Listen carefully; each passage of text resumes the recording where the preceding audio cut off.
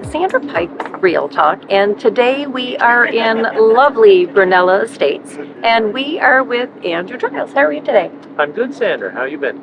Good, wonderful. Beautiful day on the close, as my mother would say. Yes, finally the rain has stopped and the sun is out, and we've got a few golfers and hosting the North American Indigenous Games this week here at Brunello. Oh, wow. So is that a first then for... Yeah, it's first for that event. It's like a small North American Olympics for Indigenous people. So we're hosting the golf event. And how many would be here, you think? Participants, I think they have 70 from most of Canada and the U.S. Oh, wow. So let's just get back to Brunello. It is a beautiful subdivision and golf course. When did Brunello actually start? So the first inception and development agreement was back in early 2000. And there was a few phases done then, very small. But when I came on board in 2011 is really when Brunello kind of took off and got the major part of the development going. There was an issue with the sewage capacity from 2001 to 2011 that kind of held the project up. But when I came on board, kind of got that worked out, and then that allowed things to move forward. Now, who was the actual developer of Brunello? Yeah, so the developer of Brunello are two cousins, Rob and Glenn Dexter, and no relation to Dexter Construction. I get that asked all the time, but no affiliation there before. So, yeah, two cousins that have other business interests in the city, and this is kind of their real estate development that they do. So what would have came first, the golf course or was it the subdivision?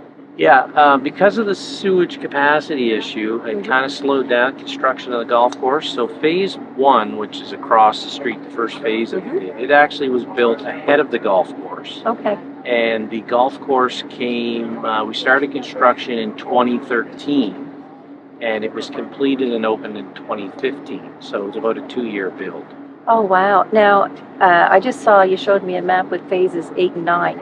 How many phases are there to Brunello? Yeah, in total, we're up to phase 18 now. So we're constructing 8 and 9, and most of the other phases are in the HRM4 approval or are approved.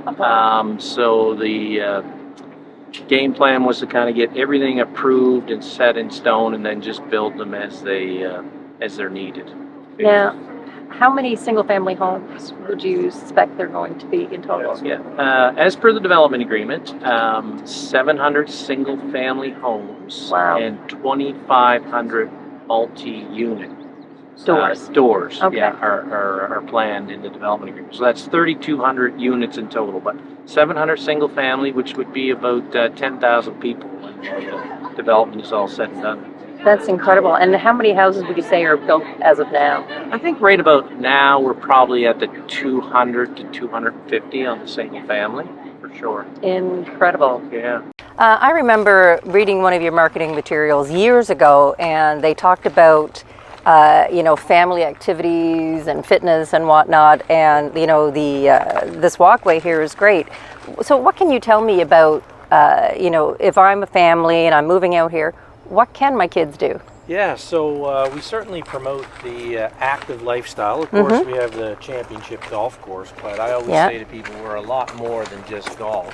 In the summertime, we have tennis, pickleball, yoga, walking on trails and paths, all kinds of other activities. Are dogs allowed? I'm a dog person. Yeah. Oh, wonderful. Yeah, during golf you can't walk on the cart paths, but in the off season we certainly encourage dogs, and lots of people come to walk, not only from the community but from all over. So certainly that. In the wintertime, we're very active. We have simulators in the basement.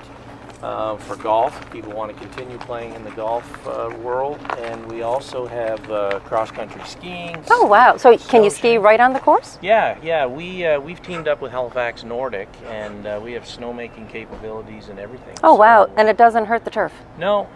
We kind of keep them focused on where they can and can't go, but on the driving range, it doesn't hurt, or on the pass in certain areas on the fairways. So, oh wow! Yeah, I love this area right here. Are there many areas like this around the golf course? Yeah, we try to maintain trees where we can. We are in the early stages of thinking about doing a Nordic spa Ooh, here. So nice. you're right in the beginning of it here. So we're working on some plans and looking at some feasibility right now on the Nordic spa. We think it'd be a great addition to the project. Oh. And you know, the other big one is the addition of the Mayflower Curling Club.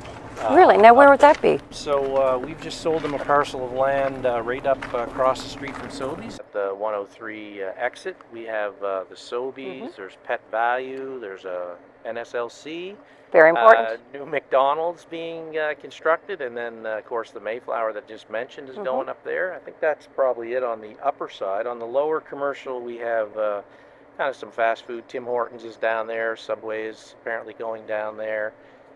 There's a vet clinic, dental center, kind of all your basic smaller necessities, I guess. And then we're only 3 minutes from Bears Lake, believe it or not. So yeah, it's nothing. That's a big draw. Do you think you'd get like any chain restaurants come out to here or more restaurants? I don't think. I think because we are so close to Bears Lake that they're kind of calling that home in that area. But you know, we're happy with the few that we have. The McDonald's, I think, is a big addition up there for sure. Everybody loves that. Now the clubhouse, is that open in the wintertime if people want to go have a glass of wine or whatever? Is that open all year round? Yeah, it is. Reduced hours in the winter a little bit just because, of course, not everybody's here golfing. But no, last year we were open I think Wednesday through to Sunday, and kind of from lunchtime until 8 o'clock in the evening, something like Beautiful that. patio.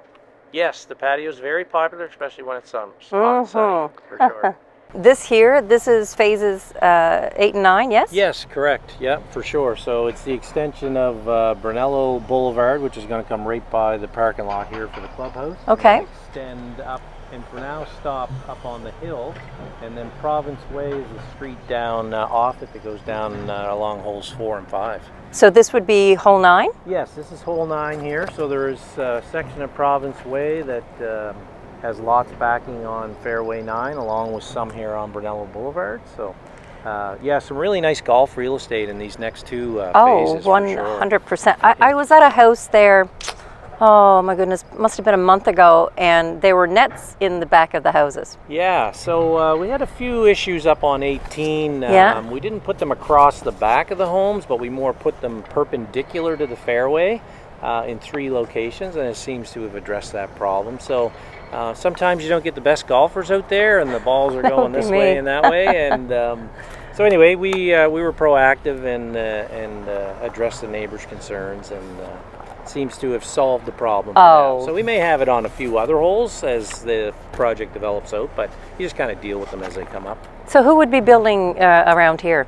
Yeah, so we've got 4 main builders, certainly Signature Homes, and if somebody buys a lot from us, they're able to bring their own builder in. You know, you don't have to use one of the 4 in the subdivision. You can pick your own. And Signature is great, though. They built my home, and they were phenomenal to deal with. Yes, we've heard that. I've heard that from you and some of their other customers in the development, for sure.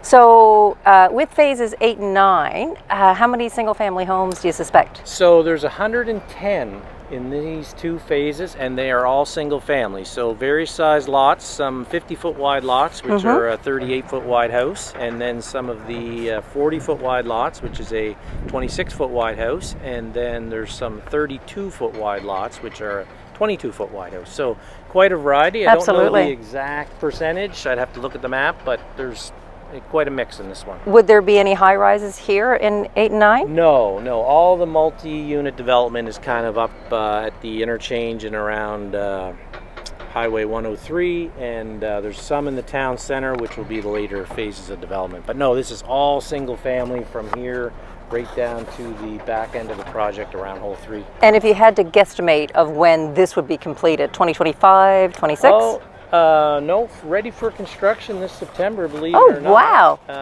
It doesn't look like we've made progress, but we've got a lot of stuff in the ground here, so they're going to start graveling the road here next week, and then it'll be curb, asphalt, and pavement after that. So I'm hoping September-ish, it'll look like a subdivision and get homes started probably late in the fall. Absolutely. That's good news because we do need that here in Halifax. Oh, for sure, for sure. Yeah. We're getting lots of calls and people interested when they see the construction. Oh, awesome news. Well, Andrew, I want to thank you for your time today. And again, Brunello, I think I started selling out here back in 2012, back in the day. You've One of the known newbies. the project for a while, for sure. Yeah. And we're always great to have you and your team selling here for us. Thank you so much. Great.